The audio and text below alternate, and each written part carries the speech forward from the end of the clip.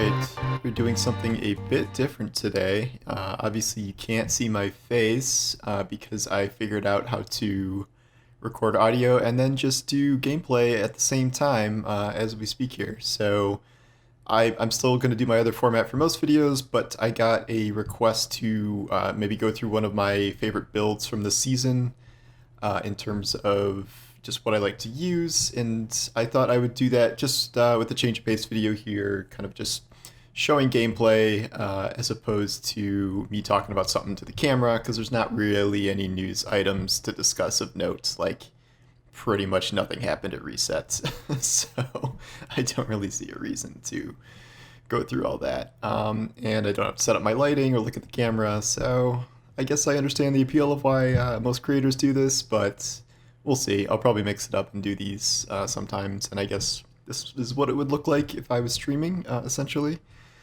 which I do not plan to do, because that just is way too time consuming, so we'll just stick with what I know for now. I was going to start with my Hunter build. It's kind of an all-purpose build that I've been enjoying this season.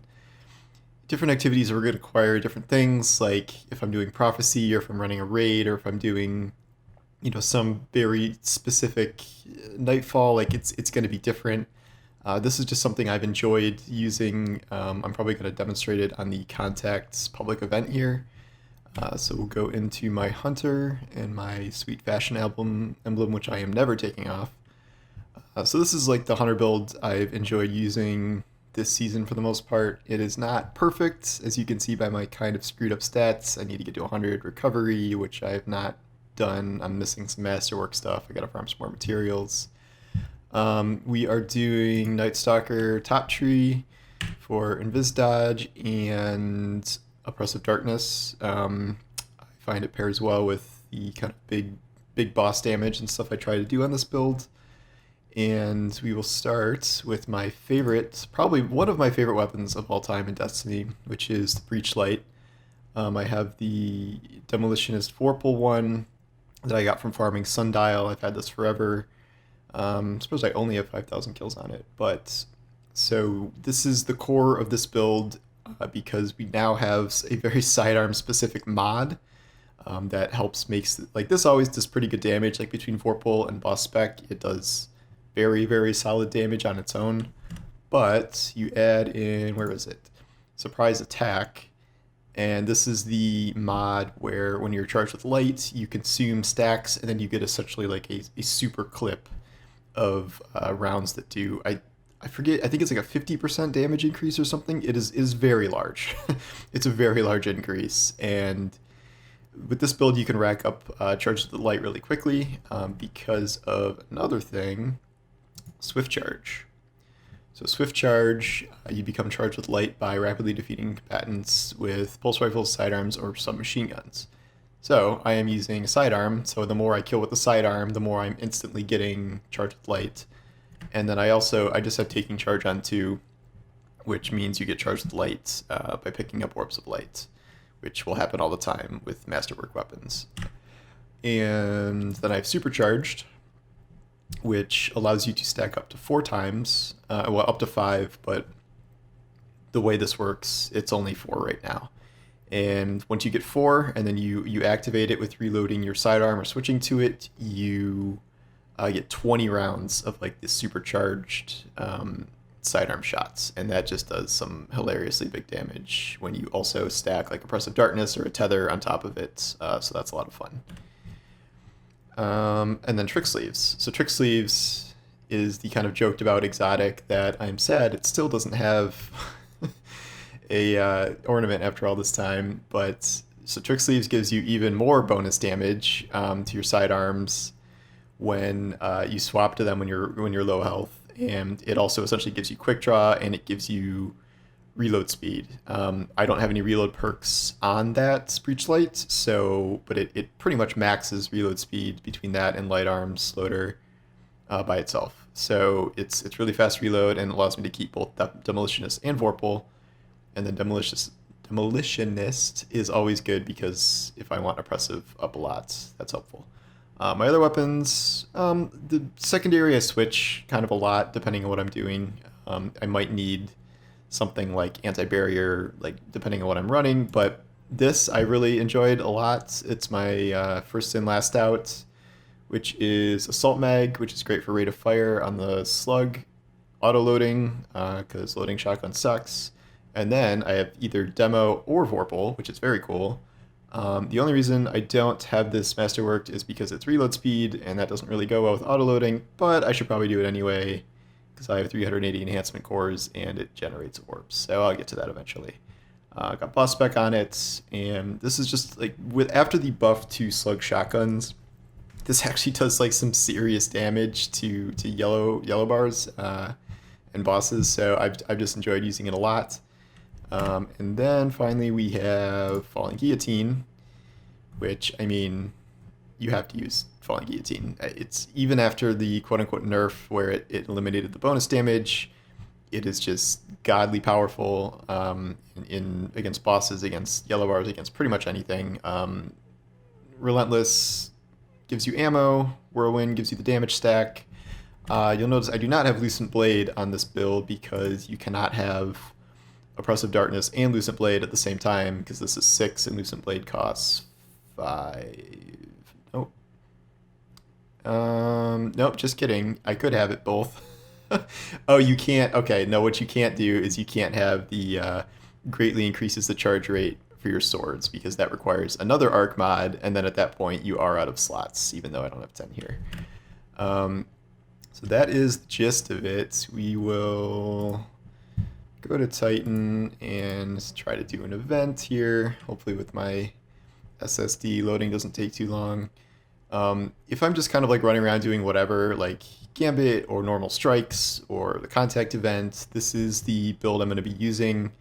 With contact, it's funny because like there are champions and stuff, but because of the way Falling Guillotine works, like you still don't need to run anti-champion mods at all. Like you can just slash through them with heavy attacks regardless.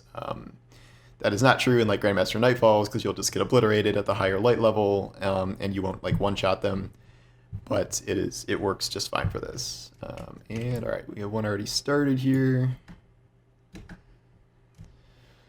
just head over there. Oh, it's already in the final phase. All right, well, this may be a relatively short video then.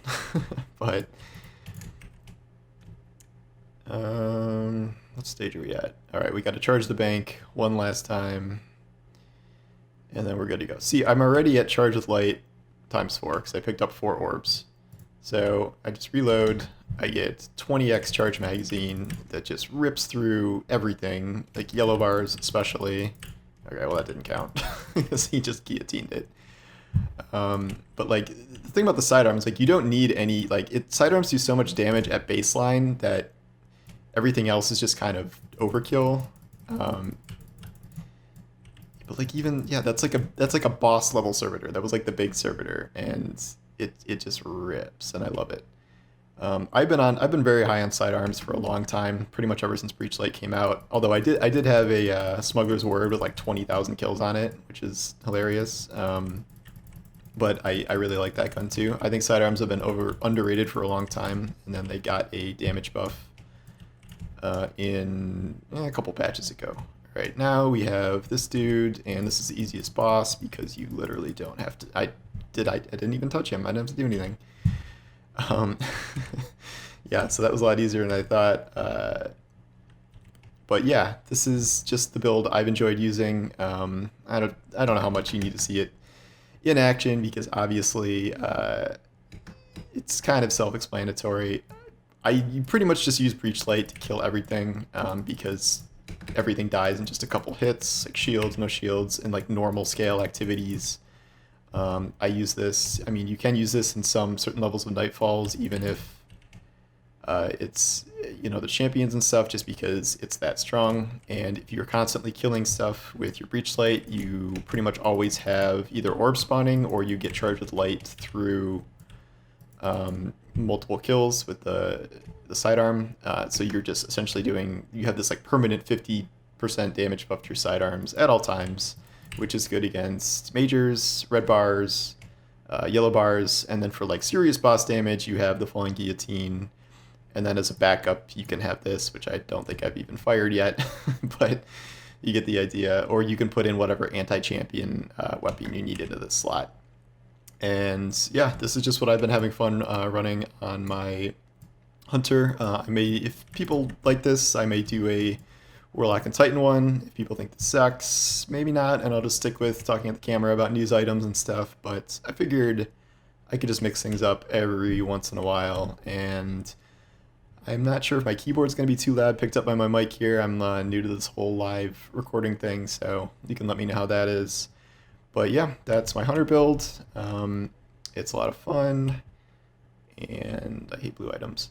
So yeah, if you ever want to give this a shot, let me know. I used to run this with double sidearms, like I would have this and then a Devil's Ruin or something for champions, but I found it got too confusing switching back and forth between two sidearms because like one would activate charge magazine instead of the other, and you kind of lose track of which one had it active.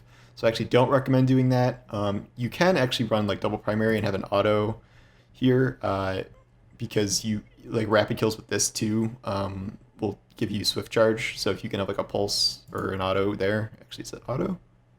It is not auto. It is pulse or submachine guns. So you can have a submachine gun there. My mistake. In that slot. I don't know. I think running a secondary like a sniper or a fusion or a shotgun is probably more standard. But you can also sub in something for champions if you want. Remember, this can also run Overload this season, so if you do have Overload champions, you can just swap out boss spec for this, and a Vorpal Overload boss spec with the the charge magazine buff rips through champions. So it's a very good all-purpose build. You can actually farm a Breachlight right now through the Umbral system. It is not being sunset. It's 1260 power, so it'll be sunset one season after Beyond Light. So you can use it for the next till November, and then however many months that weird season is going to be after the delay. And this is one of my favorite guns ever.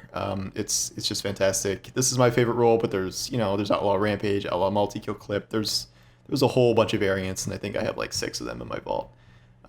So yep, this has been the Breachlight promotional video. Let me know what you thought of this in general. Hopefully it went okay. Like, comment, subscribe, all that.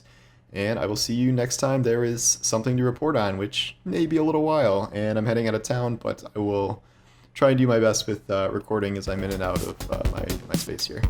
All right, thank you. Take care.